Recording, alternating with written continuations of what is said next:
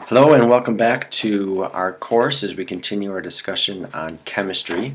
And in this particular instructional video, we are going to be looking at the concept of equilibrium. It is a huge topic in chemistry because we're going to be looking at reactions that are reversible. One of the main ways that you're going to know that a reaction is reversible is you are going to see not just a yield arrow going one direction, but you're going to see a yield arrow going back the other direction as well. And we're going to explain more about that as we dive into this topic of equilibrium. So we're looking at reversible reactions and what happens if a reaction is reversible. If the reactants turn into products, but those products then can also collide and react and break their bonds and then reform back into reactants, how is this reversible reaction ever going to stop? What happens when it is completed, quote unquote? Okay? So up until this point, we've mostly been focusing on forward reactions, and that's been denoted with an arrow only in one direction, from the reactants to the products. Once the reactant has changed in the product, it stays that way when we talk about just a forward reaction. Okay, you can assume that eventually the reaction will finish or stop. It'll be completed once one of the reactants is all gone. Remember, we talked about limiting reactants. Once that limiting reactant is all consumed, the reaction stops, and that's the most product that you're going to be able to produce given those quantities of reactants. So we've talked about that in the past.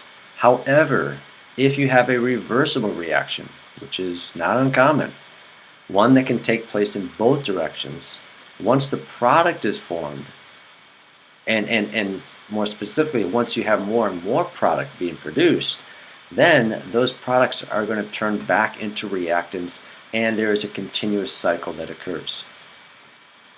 When do reactions such as these finish? What happens to them? They just keep going and going and going and going? We're going to find out.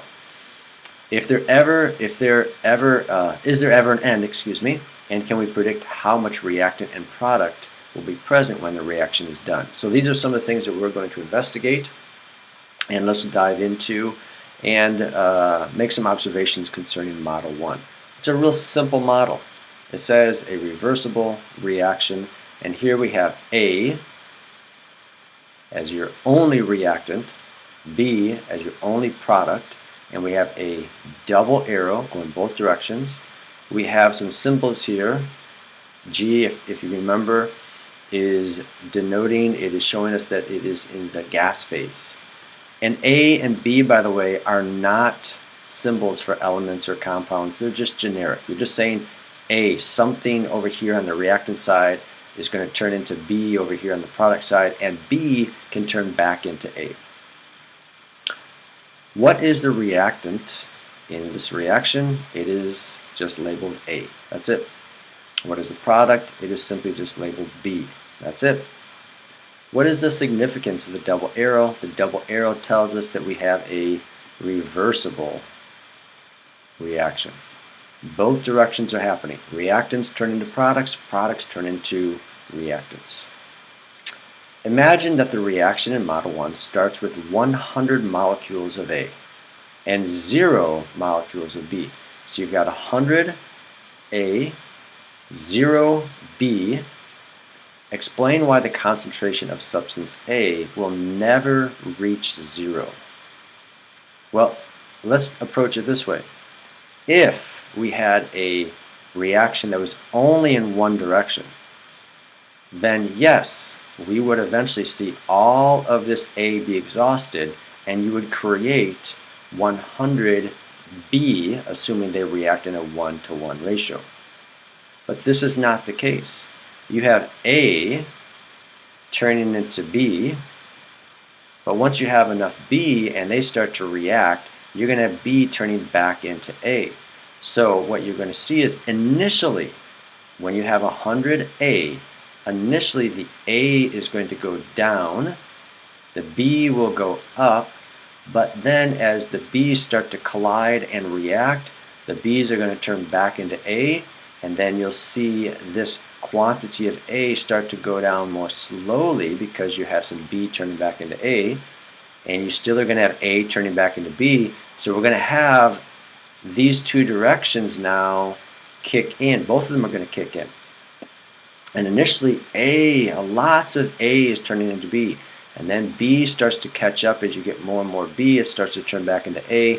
And you kind of get this cycle, this continuous cycle that is happening until we reach a point of, that's right, equilibrium. And we'll talk about that. So imagine the reaction in Model 1 starts with 0 of A and 100 B. Will the concentration of substance B increase or decrease as the reaction proceeds? Now let's say you've got nothing over here on the left side, no A, and you only have 100 B. Well, since this is reversible, since B can turn back into A, you are going to have the reaction take place in the reverse direction. And you will start to increase the size of A. The quantity of A is going to get bigger and bigger and bigger, and then they'll start to collide, and A's are going to start turning into B. So the point here is, initially, since you only have B's here, initially the B is going to go down, A is going to increase. Just like up here when we started only with A quantity is going to go down, the B is going to increase, but then since it's reversible, both directions start to kick in. Maybe initially one direction is greater than the other direction until, you guessed it, both directions are going to become equal in their rate of reaction. Number 6, consider an initial concentration of 5 moles of A and 0 moles of B. So we're looking at a scenario here where you've got all A and no B. All reactant, no product. It may sound weird that you're actually starting with some product, but that can happen, especially in a reversible reaction. That wouldn't make no sense in a reaction that's only going one direction. You know, if you only started with products in a reaction that only goes one direction, meaning only reactants can turn into products, and you start with only products, there's going to be no reaction. Okay? But if you have a reversible reaction, you can start with either or a little bit of both, and you're going to see a reaction begin. So here we have, though, only A and no B. And if 60% of the available A will react each minute, they don't all react instantaneously. You have a certain fraction of the A's are turning into B's every minute. Calculate the concentration of A and B after just 1 minute. Fill in the table below with your answer. Be prepared to discuss your method. Okay, so let's just step through this as if we are taking snapshots in time every minute, and we're going to kind of be able to stop the reaction and count, if we could, count how many of A and B we actually have. We are told initially, at the start of the reaction, initially we have only A, and we have 5 moles. Remember, moles, that is our counting quantity in chemistry. We have 5 moles of A, 0 of B. And then we are told that 60% of A is going to convert into B. Well, we have to then take 60% of that 5 moles right there. So if I take 60%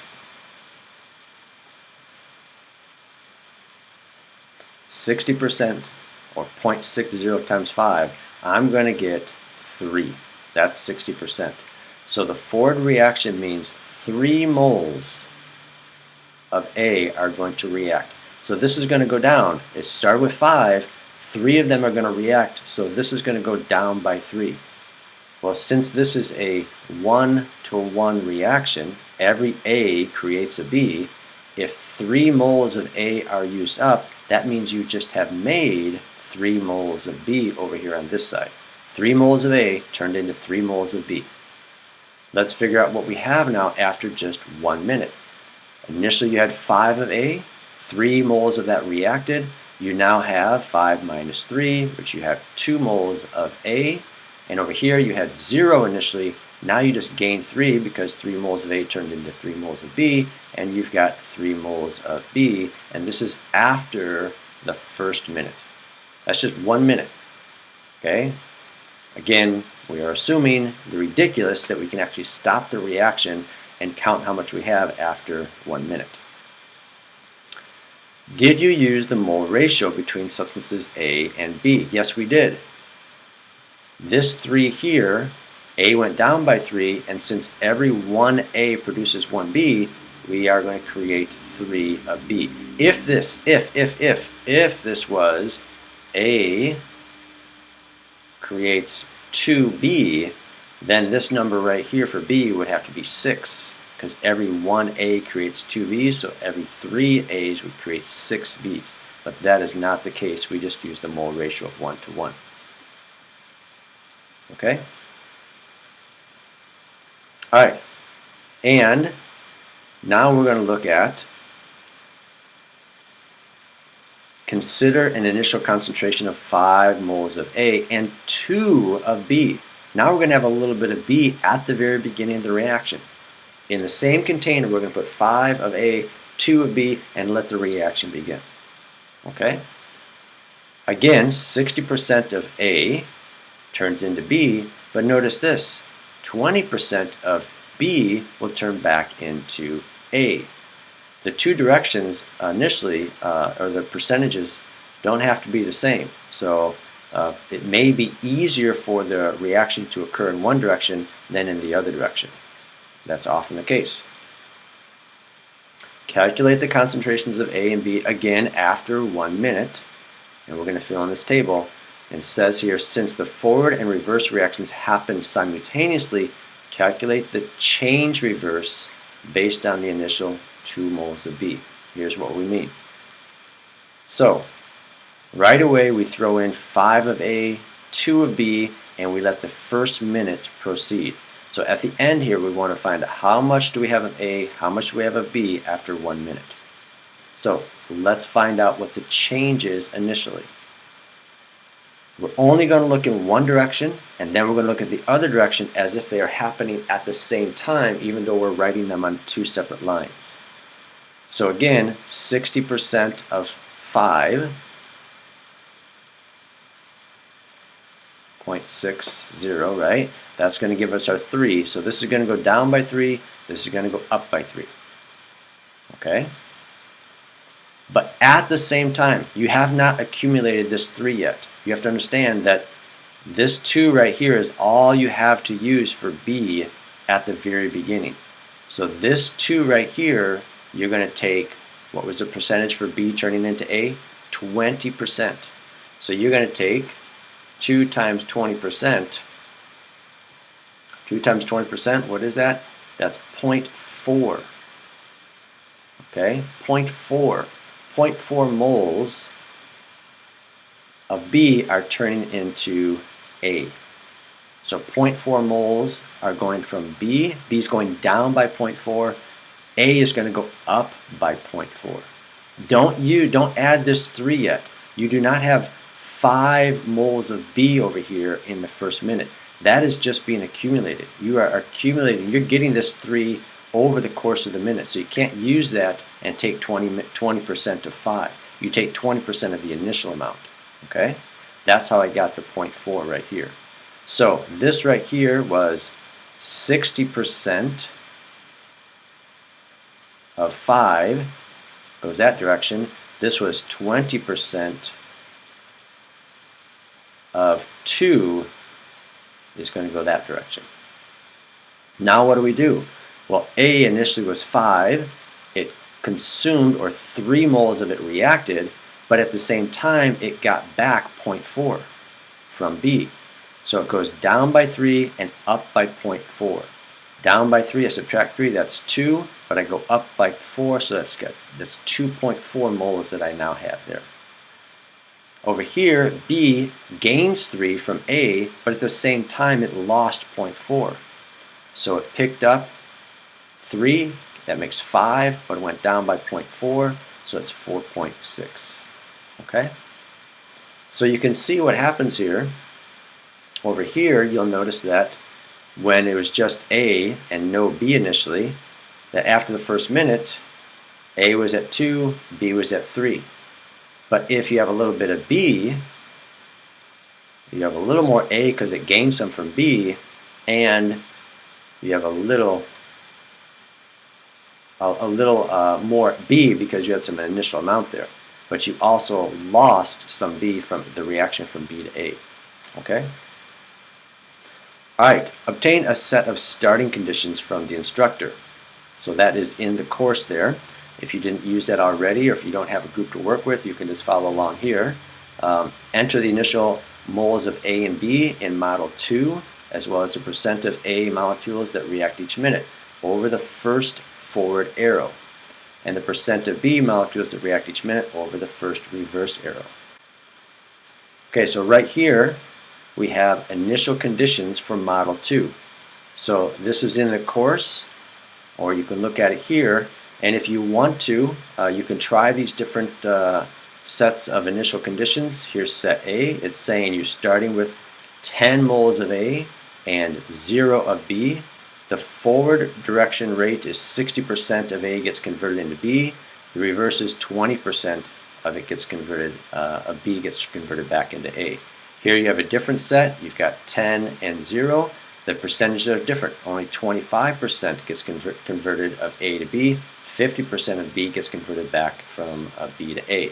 And so there's a whole set of different conditions here that you can try using our model and see what happens over time, minute after minute after minute. You're going to do this not just for 1 minute, but for several minutes, and see what happens over time as a result of your calculations. Okay?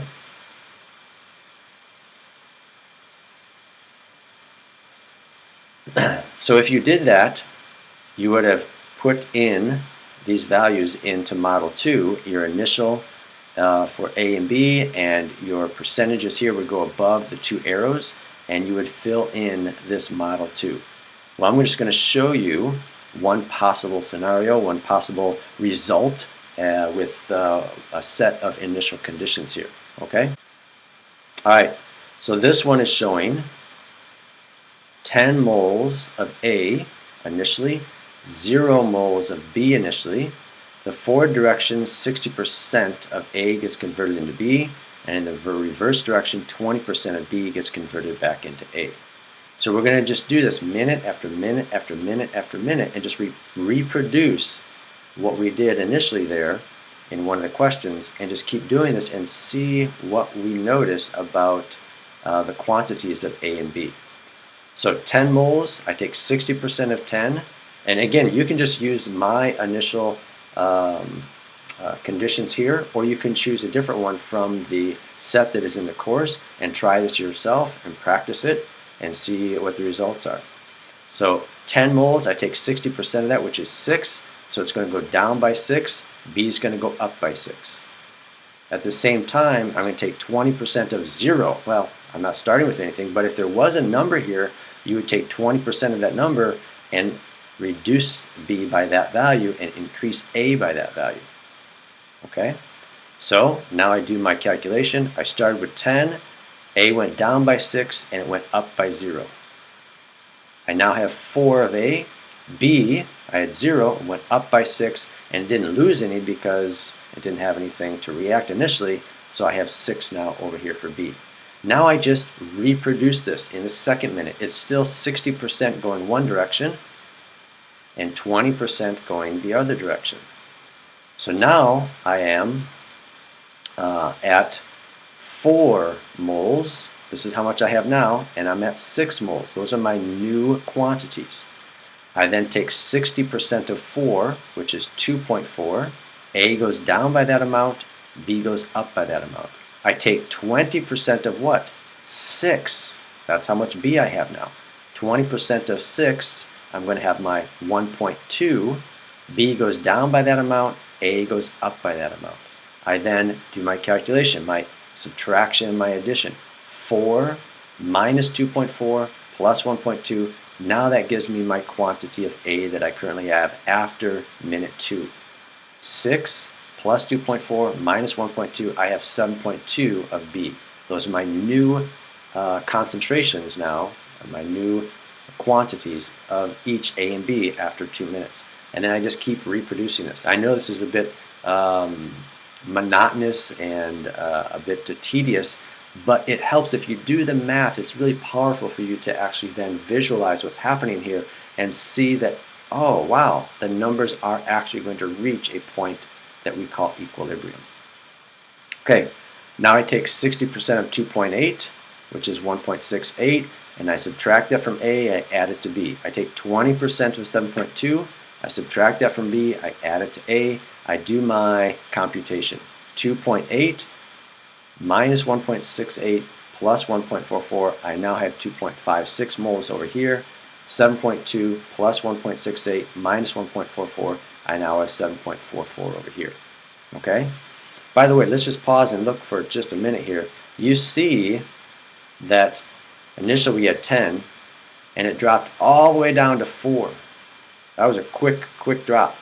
Now it drops down to 2.8, 2.56. Can you see that the rate at which it is going down is slowing a little bit?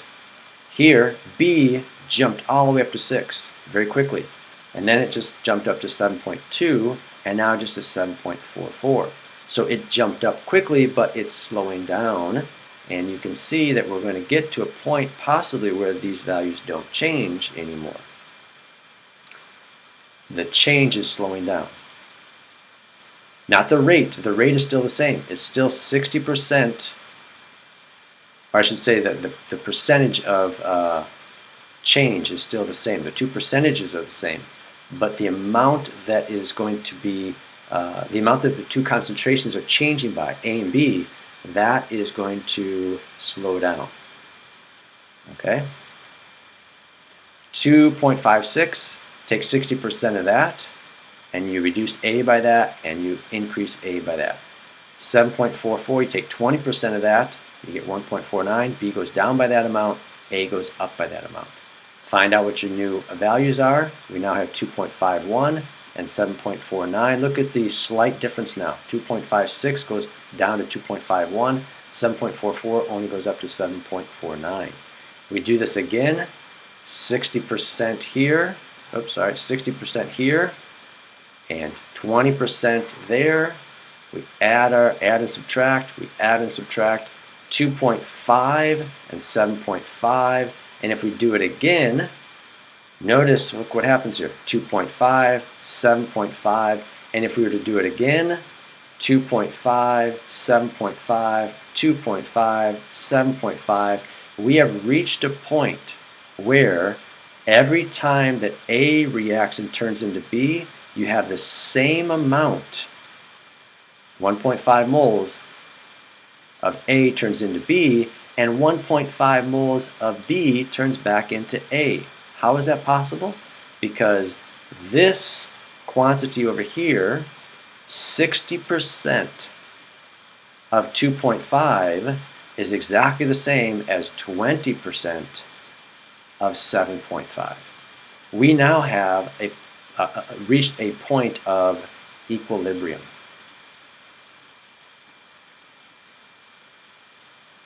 Okay? Equilibrium simply means that the amount of A that's turning into B is equal to the amount of B that's turning back into A. It does not mean, be careful, it doesn't mean that the amount on the A side is equal to the amount on the B side. You have 2.5 moles of A, 7.5 moles of B. It means that the amount that is going to convert from A to B is equal to the amount that converts from B to A. In other words, the rate of reaction in the forward direction is equal to the rate of reaction in the reverse direction. All right, so you might see it as the rate, capital R, forward is equal to capital R rate for the reverse. Okay? The two directions now are happening at the same frequency, the same rate. And so you're never going to see a huge change in the amounts of both sides. A is going to pretty much stay right around 2.5 moles. B is going to stay right around 7.5 moles. And as soon as you see those quantities no longer changing, you have reached equilibrium. Okay? Again, I emphasize equilibrium does not mean that the amount of A equals the amount of B. You can see that is clearly not the case here. 2.5 and 7.5. It means the rates in the two directions are the same. Okay, so you would have filled in this Model 2 right there, and I just showed you how that can be done. Again, you can use different initial amounts from the document in the course. Number 10 says complete the calculations required for Model 2. We did that. Round your answers to the nearest hundredth. We did that. And you can share the load if you've got some people that you're working with. Okay? Reversible reactants, never important concept here. Never come to an end. They will keep reacting and reacting and reacting and reacting. It's just that they have reached equilibrium, so it looks like nothing else is happening because the quantities are not changing. But there's constant reactions happening. It's just that every time that some A turns into B, an equal amount of B turns back into A once you've reached equilibrium. They reach a point where there's no further change in concentration. The forward and reverse reactions continue to happen. Important point, this is called a dynamic equilibrium. Dynamic just means that it's still active. But the moles of any species in the reaction that are produced or used in a specific time period are the same, meaning the rates in the two directions are the same. So the overall quantities of reactants and products will be constant.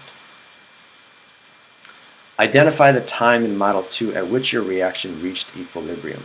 So you look at your calculations and just find out where is the change not happening anymore.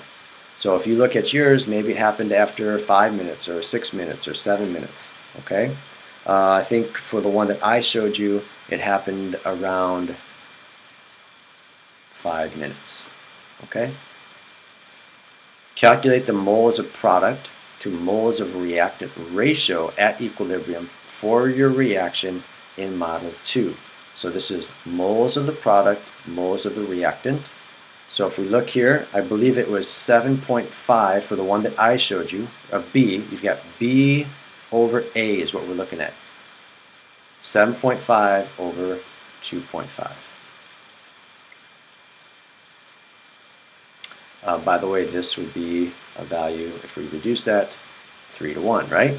So what that means is at equilibrium, you've got 3 times as much B as you do A.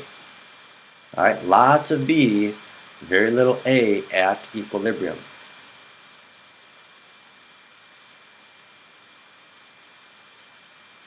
Okay, in Model 3, now we're going to compare equilibrium conditions. Let's see what we have here.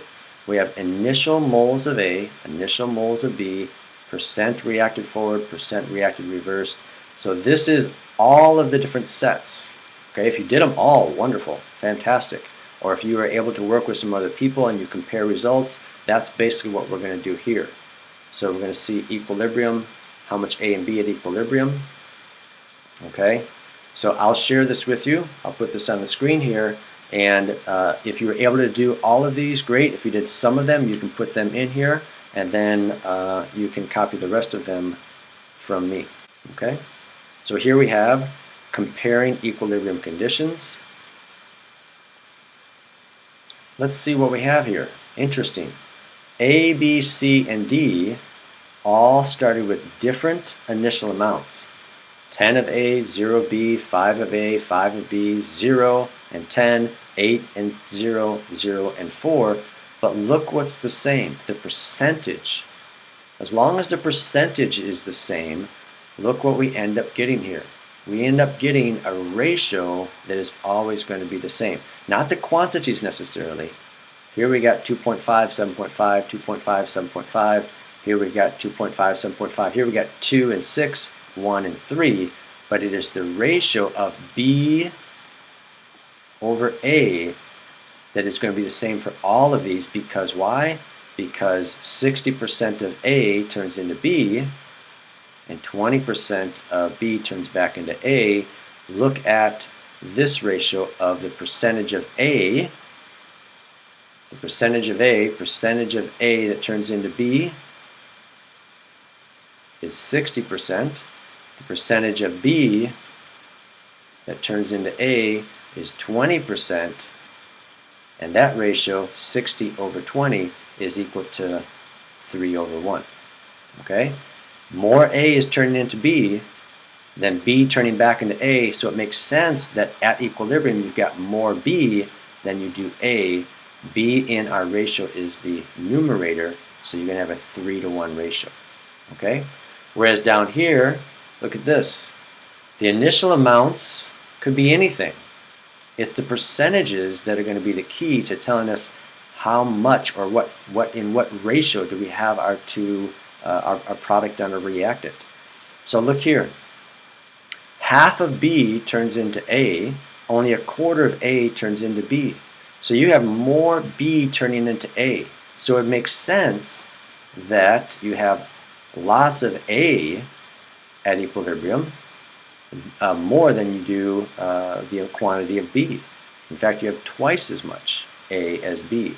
So when you take the amount of B over A and you do that ratio, you're going to have a ratio of 1 to 2, or 1/2, as is proof here in all of these values of A and B at equilibrium.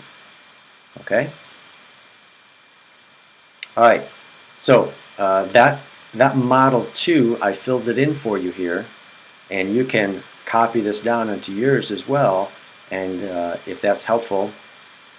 And now we can answer the questions when we go back here. Okay? So this is just saying enter the data in Model 2. You can get it from other people if you're working with other people, or you can just copy it from mine. Based on the data in Model 2, does the reaction reach equilibrium when the moles of A are equal to the moles of B in the container? No, not necessarily. I mean, I suppose if you had 50% of A turning into B and 50% of B turning back into A, if the percentages were the same, then maybe A and B would be the same. But that doesn't have to be the case. Okay? At equilibrium,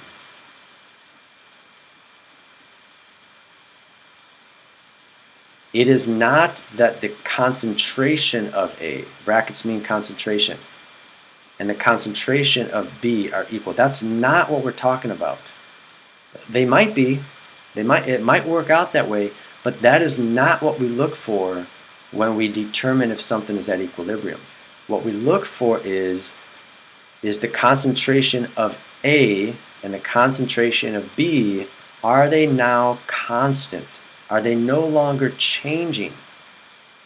Because every time an A turns into a B turns right back into A, and the concentrations at that point are not going to change anymore because the rates are the same. The forward rate is equal to the reverse rate. Based on the data in Model 3, are the equilibrium concentrations of A and B always the same regardless of initial concentrations? So compare reactions with the same percentages. In this case, what we're looking at is, are the equilibrium concentrations of A and B always the same? No, they're not always the same, but the ratio is always the same. All right, the concentrations are not the same, but the ratio is the same for the same percentages. Okay, so if the same percentages are there, it really doesn't matter how much you start with. The ratio of B over A is going to be the same for that particular reaction. Okay. Based on the data in Model 3, does the equilibrium ratio of the product to reactant depend on the initial moles of product and reactant? No, it depends on the percentages. So if you think about what we have there, look back at the data, you have some initial concentrations that are all A and no B, or all B and no A, or a little bit of each. But if the percentage of A that turns into B and the percentage of B that turns into A is the same regardless of the initial concentration, then your ratio is going to be the same. the ratio here of B over A is going to be the same regardless of those initial concentrations. Key point here, based on the data in Model 3, does the equilibrium ratio of product to reactant, I'm going to put a value for this, okay? We're going to call it K. It is product over reactant. Product over reactant.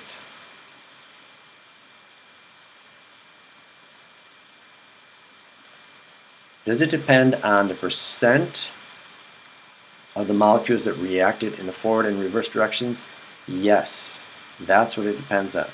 So every reaction, the forward direction may be really easy and the reverse direction may be difficult. If that's the case, then you're going to have a lot of B and very little A at equilibrium. You're going to reach equilibrium. A reversible reaction will always reach equilibrium. But depending on which direction is easier, that will determine how much you have of A and B. And that's what those percentages were showing you. A large percentage, 70%, that means the forward direction. If the forward direction is 70%, that means the forward direction is really easy. And if the reverse direction is only, 10%, that means it's really difficult for B to turn back into A. It will to a slight extent. So that means you're going to have 7 times as much B as you do A at equilibrium. Okay? Assuming these are reacting in a 1-to-1 ratio.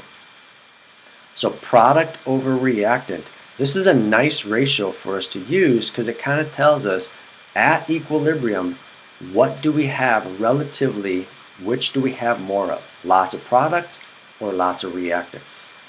It's a great ratio, very powerful ratio to use when we're talking about reversible reactions. And I'm going to use this letter K to denote that ratio there. Okay? We're going to call this an equilibrium constant for that particular reaction. Every reaction has its own percentages and therefore its own ratio. Predict the final product to reactant ratio for the reaction in Model 1 if the initial concentrations of A and B are 15 moles and 5 moles respectively, and the percent of molecules reacting in the forward direction is 80% and in the reverse direction is 20%. Well, I'm just asked to find the ratio. The initial amounts here do not tell me the ratio. They don't give me the ratio. It's the percentages that tell me the ratio. I'm not asked to determine how much of A or how much of B I have, just the ratio. And since the percentages are going to also tell me the ratio, I see that the forward direction is 80%. The reverse direction is only 20%. So if I've got A and B here, well, lots of A turns into B. That's the easy direction. Only a little bit of B turns back into A. That's the hard direction. So A turns back into B, when A turns back into B, only a few of those B's are going to turn back into A. So you're going to accumulate a lot of B here over time. And this A is going to get used up, but only a few A's are going to come back. Only a few are going to turn back into A's. So what are you going to have more of? Lots of B's in a ratio of 80 to 20. So what is my ratio? It's products over reactants, B over A, and I take the percentage that are turning into B, I put that in the numerator, over the percentage that are turning into A, put that in the denominator, and this is my K value, 4/1. So at equilibrium, what does it tell me? I've got 4 times as much B as I do A. I don't know the exact quantities. I don't know how many moles I have exactly. I suppose I could figure it out here. Okay? But I'm only concerned with the ratio. That's it. That's all I really want to know. This K value is just telling me the ratio. I have 4 times as much B as I do A at equilibrium. That's an important point. This value is for equilibrium. Okay? Not before equilibrium. Before equilibrium, we've got different amounts, a different ratio. It's once we get to equilibrium, the amount of B will always be 4 times the amount of A, even though this reversible reaction will continue and continue and continue and continue.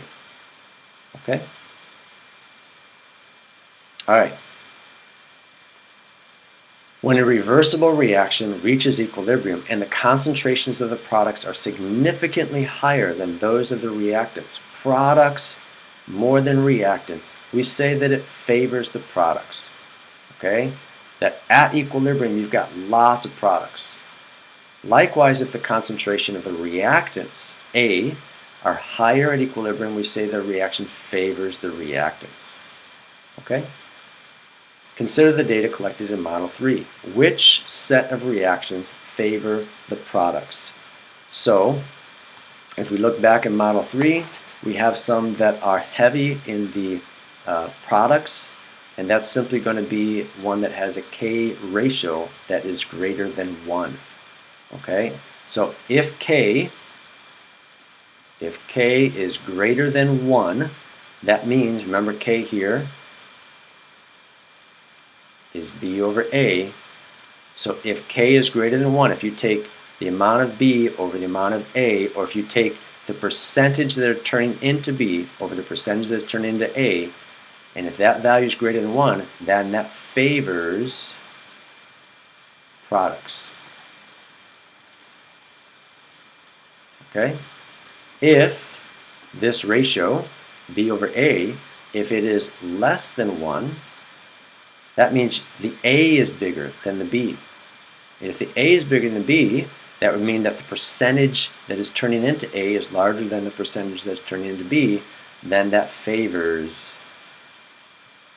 the reactants. Okay?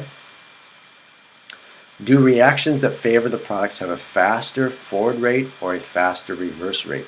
So if they favor the products, that means the larger percentage is going to be producing products. So the forward rate is going to be easier. It's going to be easier for the forward rate to occur if you are favoring the products.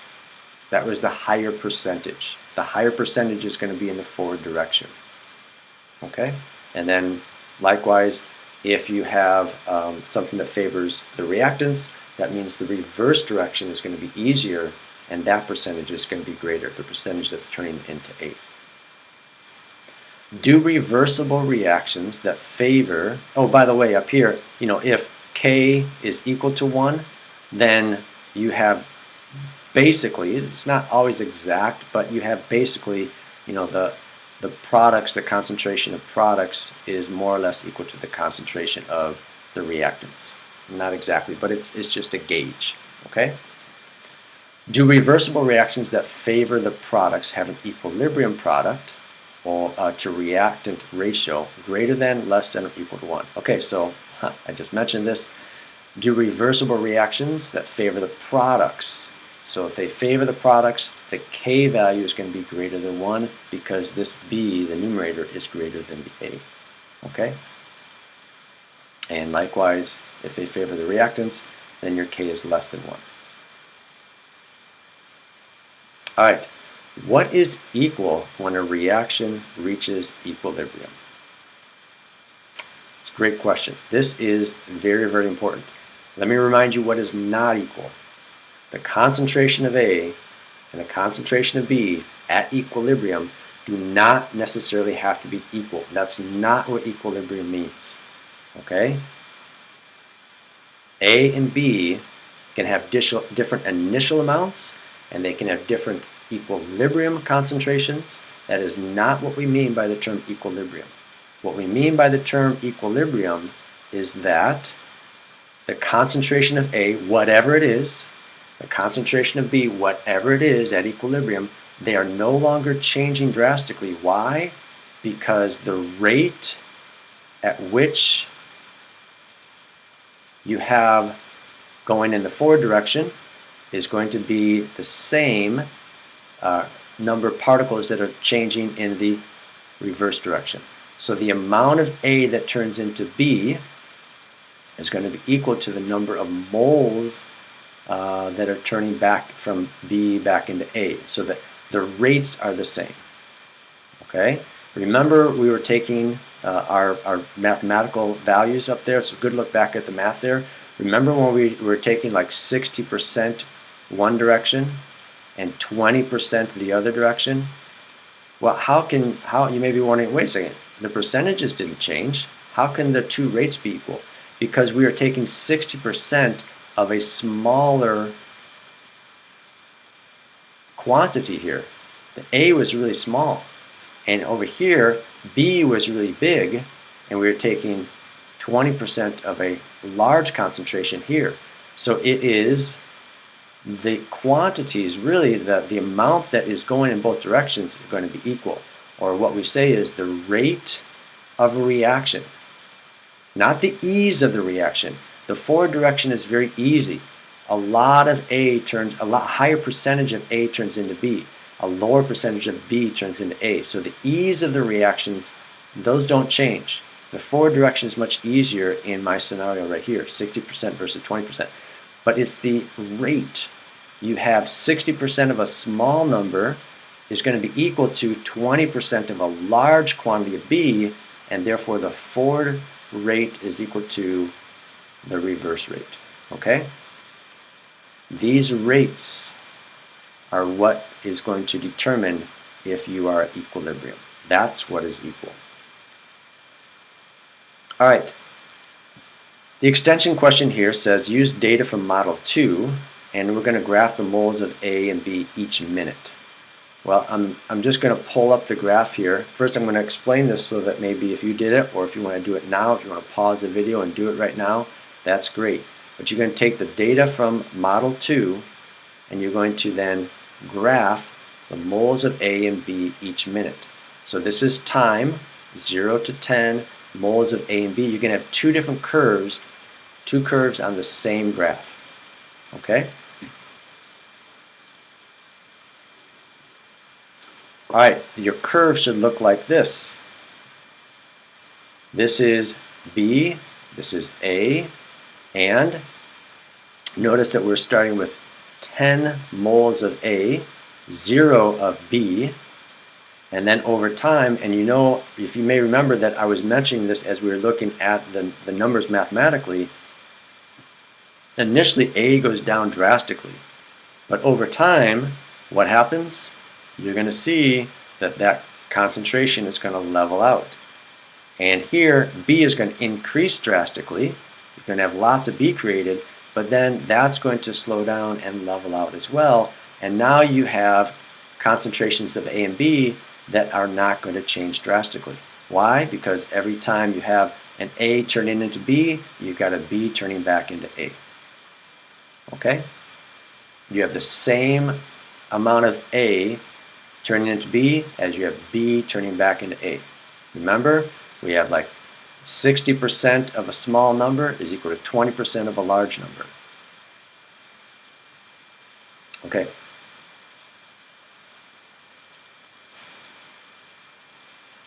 So how does the shape of the moles versus time graph communicate that the equilibrium has been established?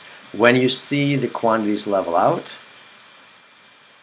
when they go flat, then you know you've reached equilibrium. Did you notice that the values are not the same? B was up here, A was down here. It's not like they became the same number, but they both stopped changing dramatically, and then you know you've reached equilibrium. Predict at least two circumstances, outside influences, something that you could, something that could impact the reaction that would cause a system in equilibrium to change concentrations of its reactants and products.